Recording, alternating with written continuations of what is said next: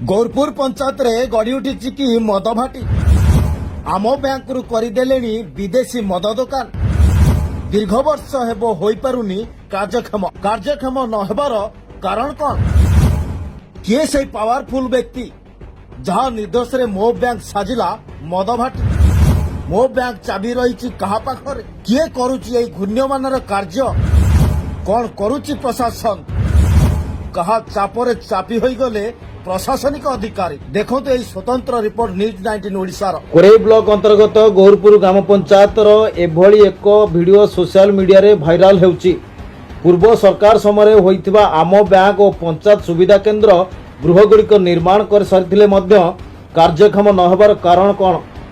एहाकु असाधु व्यक्ति माने किए एहाकु मद भाटी करदेलेनी तो किए एहाकु निजर गोदाम गृह भावे व्यवहार कलेनी।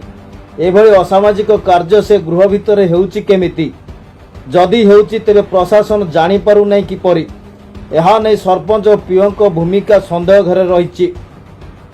एही घटनार वीडियो भाइराल हेउथिले मध्य ब्लॉक प्रशासन कोन पई रहिछि नीरव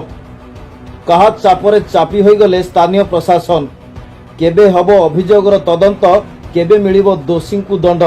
ताहा ऊपर रहिछि आमर नजर। Bureau report news 19 Odisha.